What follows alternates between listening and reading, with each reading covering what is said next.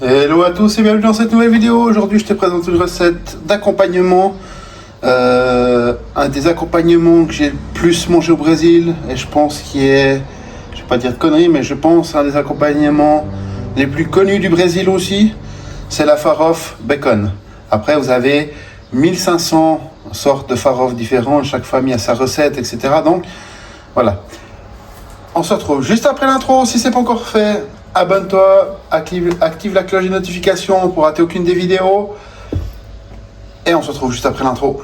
Aí, vai, joga de ladinho, vai, faz o coraçãozinho, vai, joga de ladinho, vai, faz o coraçãozinho, quebra. Voilà, j'espère que l'intro elle t'a plu.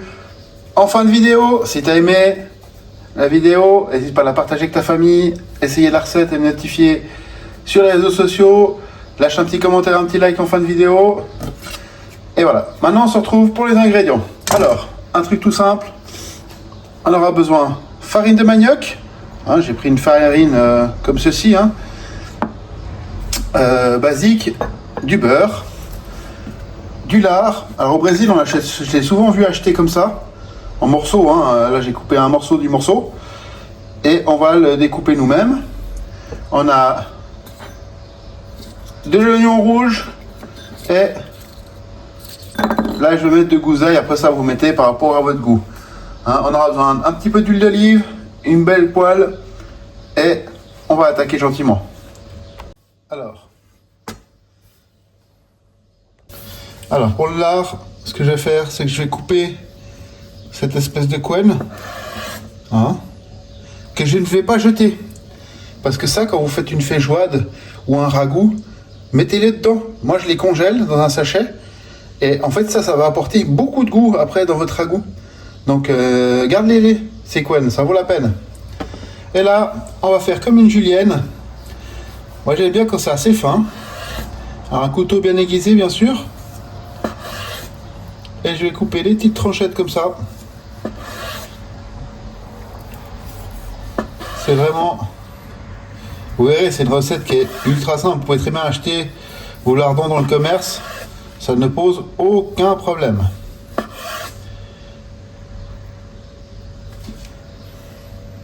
Et là, ce que je vais faire, c'est que je vais tailler en allumettes. Donc la même largeur que j'ai coupé mes tranches, je vais couper la même dimension dans l'autre sens. Et on va faire des espèces d'allumettes comme ceci. On va réserver de côté le temps de faire le reste de notre mise en place. Alors important, c'est toujours bien de tout préparer en aval, en avant, parce que une fois que ça commence, suivant les recettes que vous allez faire, alors d'autres vous avez le temps, comme les ragoûts et trucs comme ça, il n'y a pas de stress. Mais par contre, des trucs comme ceci qui se cuisent assez rapidement, une fois la farofa en, allez, on va dire quoi, 20 minutes max, elle est cuite, donc ça va vraiment très vite. Et ça c'est important, si vous n'avez pas tout qui est prêt, le problème c'est que ça va cramer. Et ça, je vais réserver mes allumettes de côté. Alors pour l'oignon rouge, vous connaissez, on va l'émincer assez fin. Vous pouvez le laisser en... Vous pouvez simplement le mettre aussi, qu'on appelle ça. Moi je fais moitié-moitié. Un, je vais l'émincer fin comme ça. Et l'autre, je vais le mettre un peu plus grossier.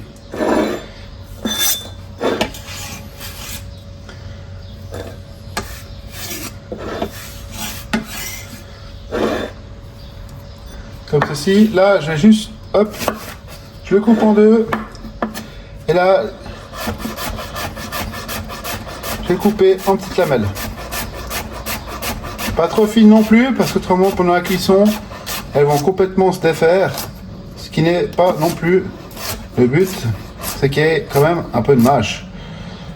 Donc comme ceci, des morceaux de 3-4 mm, ça va nickel. Et là, je vais émincer mon ail aussi. Ça aussi, de nouveau, assez fin. Alors moi, je l'écrase comme ça. Tac. Alors faites gaffe. Tac, à vos doigts. Ensuite, je lâche d'abord grossièrement,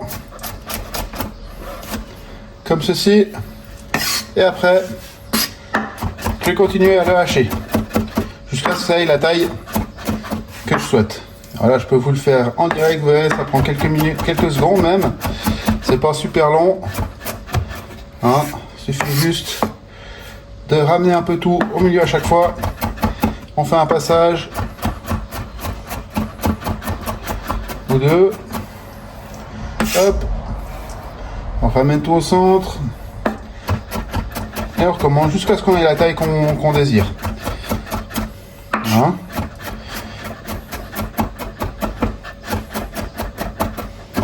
Voilà.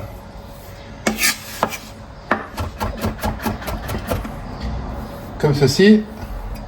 Et je vais également le réserver de côté.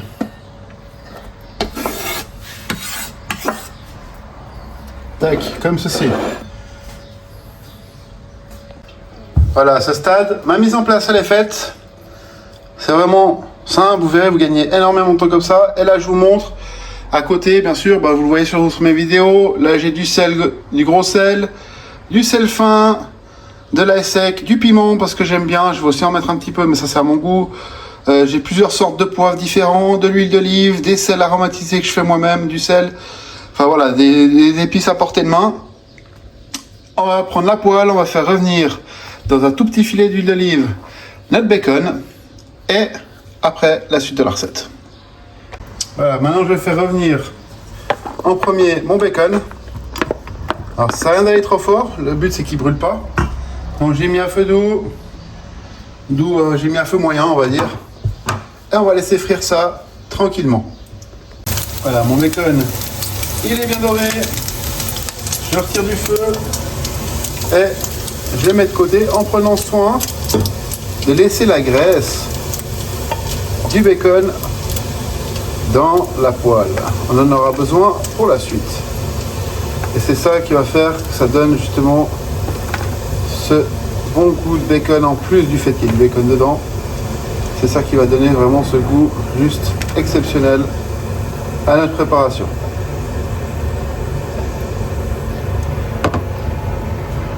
Donc voilà, une fois que c'est fait, toujours à feu moyen doux, je vais ajouter mon oignon dans la graisse du bacon bien sûr. Et là je vais le faire revenir tout doucement. Et quand il commence à être translucide, j'ajouterai mon ail.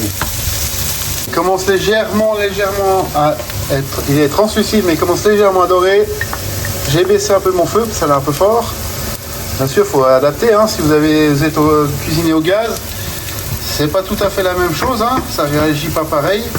Moi, je suis en induction, donc si vous êtes en vitro, ça va être la même chose, hein. Ou en électrique, c'est pas du tout la même chose qu'au gaz ou en induction. Donc ça, c'est le feu, il faut gérer. Si vous voyez que c'est trop chaud, vous baissez le feu. Et là, je vais continuer ma prépa. Au stade de la vidéo, on va y ajouter en 2 ou en 3 fois notre farine de manioc. Pourquoi je dis en 2 ou 3 fois? Suivant comment vous faites. Pas que ça vole partout. Voilà, ma farine de manioc elle est faite. J'ai pas touché le feu, hein. Je suis toujours en feu doux. Et là, on va ajouter le beurre pour nourrir la farine. Comme ceci. Tac. Et on va le faire fondre. Si vous voyez de nouveau que c'est trop fort, on baisse notre feu. Là vous n'avez pas les odeurs, mais c'est juste déjà une odeur qui est juste déjà super bonne. Là notre beurre est quasiment fondu. Et là on va remettre notre bacon dedans. Et on mélange. Et là on va faire dorer le tout quelques minutes. Voilà, notre farof elle est prête. Alors moi j'aime bien quand elle est un peu plus dorée, mais sachez un truc, c'est que plus vous la faites dorer, plus elle sera un peu sèche. Donc Moi j'aime bien quand c'est juste entre deux. Donc là on est bien. C'est un peu doré, c'est comme je veux. Je vais la débarrasser, faire quelques photos, conclure cette vidéo et ce sera tout bon. Voilà les amis, notre vidéo elle est maintenant finie.